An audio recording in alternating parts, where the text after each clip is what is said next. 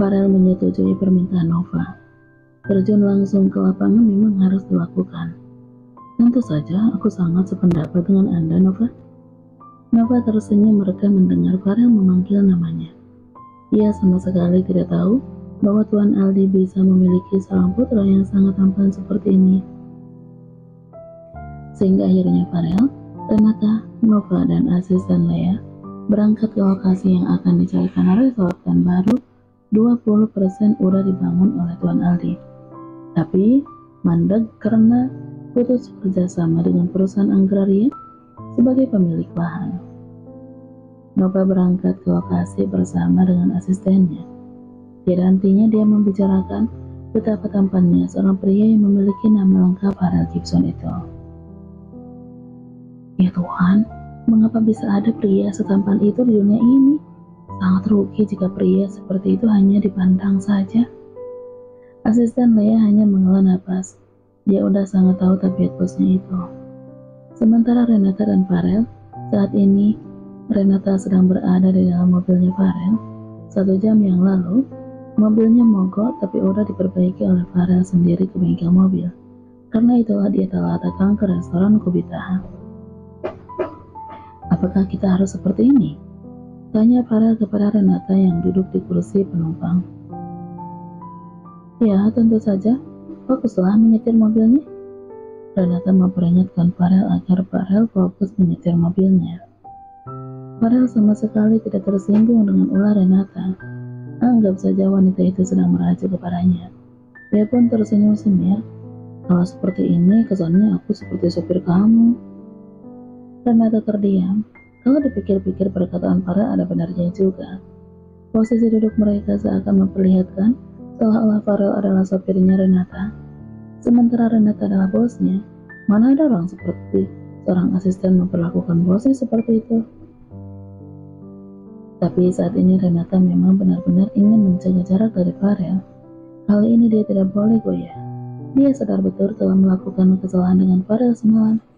Sungguh dia tidak bisa memaafkan dirinya sendiri. Renata telah mengkhianati Edo dan pernikahannya. Seandainya hari ini tidak ada pertemuan penting, Renata pasti udah pulang sendirian ke kota Jakarta. Tapi dia adalah seorang asisten yang sangat profesional, sehingga dia harus bisa mengesampingkan urusan pribadinya demi pekerjaan.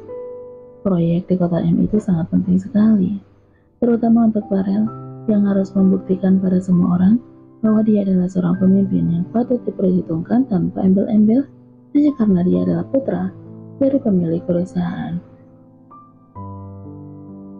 Mengapa kamu datang terlambat ke restoran? Renata mencoba untuk mengalihkan pembicaraan bersama dengan Farel. Mobilku tiba-tiba aja mogok, tapi udah bisa diperbaiki, makanya sekarang udah bisa aku pakai lagi.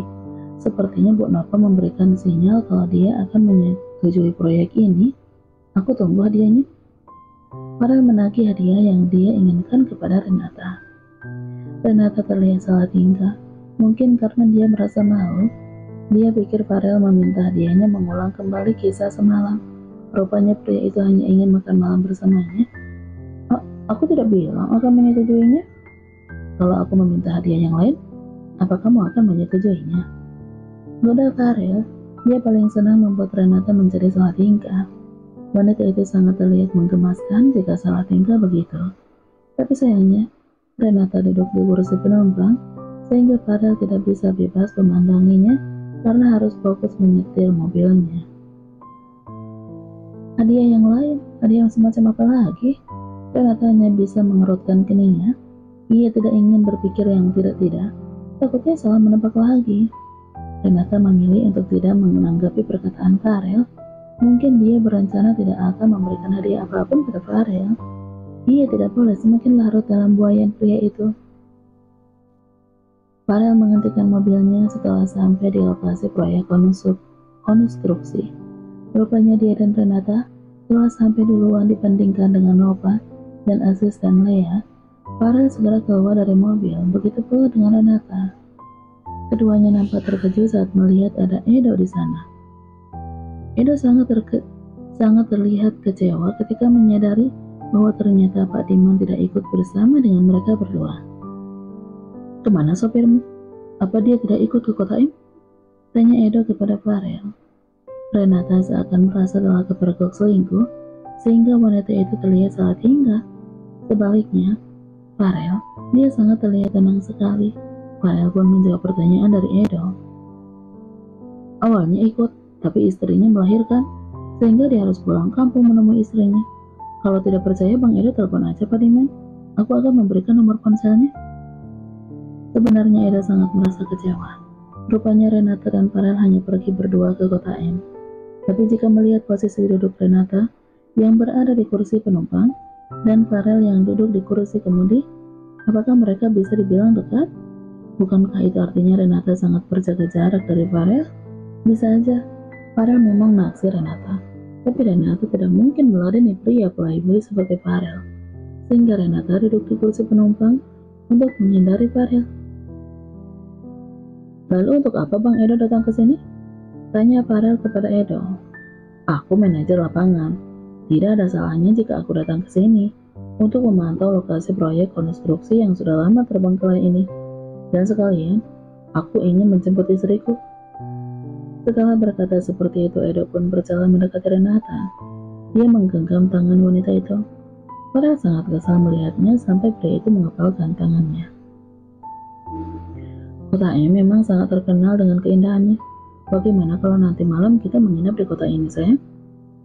Edo ingin memperlihatkan kemesraannya bersama dengan Renata, agar Farel berhenti mengharapkan istrinya.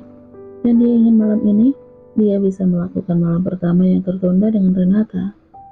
Edo sudah jatuh cinta pada sang istri, tidak akan pernah melepaskannya.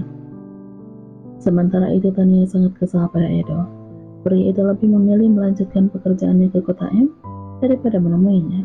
Padahal Tania sudah mengatakan bahwa dia telah mengandung anaknya Edo.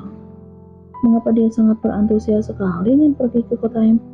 Apa mungkin karena Renata? Tania menggelengkan kepalanya. Dia mencoba untuk berpikir positif. Tidak mungkin jika kekasihnya itu jatuh cinta pada Renata, walaupun dia tahu bahwa Renata adalah istrinya Edo. Enggak mungkin kalau Edo jatuh cinta pada gadis kampung dan miskin itu. Tania memang dilahirkan dari keluarga sederhana, tapi sedari remaja, dia udah menjadi seorang model. Bahkan dia rela berpose sangat seksi, yang penting bisa mendapatkan banyak uang. Karena dia selalu memakai pakaian yang mahal, membuat dia tidak terlihat seperti orang miskin. Memang, Edo adalah orang yang pertama melakukannya dengan Tania, di saat mereka masih sama-sama kuliah di universitas yang sama. Tapi dulu Tania pernah menyerahkan tubuhnya demi bisa mendapatkan kontrak menjadi brand ambassador dari sebuah brand terkenal. Dan kini dia harus mengulang yang sama dengan Parangga demi karirnya. Tania mencoba beberapa kali menelpon Edo, tapi pria itu sama sekali tidak ingin mengangkat telepon darinya, membuat Tania sangat kesal. Mengapa sekarang sikapnya sangat berubah? Biasanya Edo selalu mengangkat telepon dariku, bahkan dia yang selalu menelpon aku duluan. Tania merasa tidak jelas. Ponsel Tania bergetar, dia mendapatkan sebuah pesan. Tania terlihat begitu bersemangat. Dia pikir pesan itu dari Edo, rupanya dari Parangga. Mumpung aku lagi free, aku tunggu kamu di hotel biasa manis.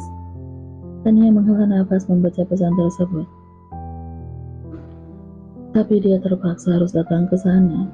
Dia tidak boleh menyia-nyiakan kesempatan emas untuk bisa menjadi seorang artis terkenal, walaupun dia tidak tahu apa yang harus dia lakukan terhadap bayi yang sedang dia kandung. Setelah sampai di kamar hotel, Tania ingin membicarakan soal kehamilannya kepada pria itu, karena sejujurnya dia pun tidak tahu siapa ayah dari bayi yang sedang dia kandung, walaupun dia sangat berharap Edo adalah ayahnya. Tapi, dia merasa tidak ada salahnya juga jika seandainya dia menikah dengan Parangga. Parangga adalah seorang sutradara yang sangat terkenal dan memiliki banyak uang, asal dia bisa mendepak istri pertamanya aja.